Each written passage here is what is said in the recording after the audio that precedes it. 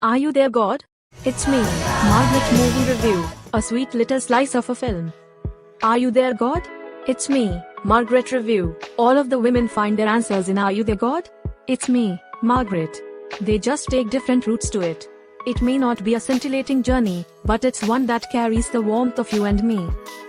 Growing up can be hard enough without the pressure of acquiring breasts, blood, that is, period, and boys, the markers that Margaret Fortson finds herself competing to reach, against a set of newly acquired friends. Can God help? Depends on the kind of God you turn to. Is it the God that answers the prayers you send out in silence, the one you have a one-to-one conversation with? Or is it the God residing in fancy temples and churches, with ceremony attached, most of which passes you by? Would a good God let you grow up at the pace ordained for you, or would one lead you there as per the written word? Margaret, between the ages of 11 and 12, at the cusp of a puberty that holds as much promise as paranoia, getting the first glimpses of all in life that's forbidden so far, must tackle all of the above in this sweet little slice of a film, based on a book by the same name by Judy Blume. The period is the 1970s, and Fortson is just the right touch for a girl who finds herself moved one fine day from New York to New Jersey, changing her world suddenly in a lot many small things which are perhaps not even visible to her loving parents, Barbara and Herb, McAdams and Softy. Kids are kids still in that era, spending their afternoons making up secret clubs, trying to source anatomy books and Playboys for inaccessible knowledge, and dancing under sprinklers for fun. Margaret is trying to fit in, a little confused, but happy to be a groupie. The friends she picks up have literally just barged into her new life, led by the very competitive and bossy Nancy, the school's queen bee whom people like Margaret flock around.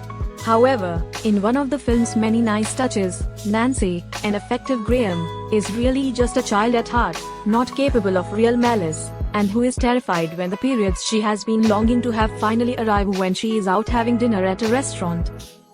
This is another thing the book and the film are about, the often unacknowledged fears about growing up, which can be as much physical as in the mind.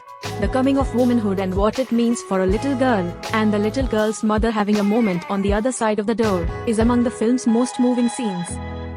McAdams is as wonderful as Barbara, who has been denounced by her Christian parents for marrying a Jewish guy, who lets herself be swept into the cliquish circle of PTA moms before she decides she wants none of it. Bates plays Herb's mother Sylvia who, unlike Barbara's parents, is almost too around, both accentuating a gap and filling it. All of the women find their answers in Are You There, God? It's me, Margaret. They just take different routes to it. It may not be a scintillating journey, but it's one that carries the warmth of you and me. Are you there, God?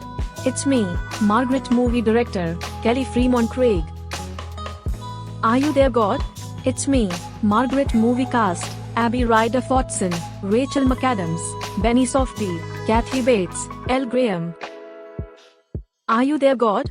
It's me, Margaret movie rating, 3 stars.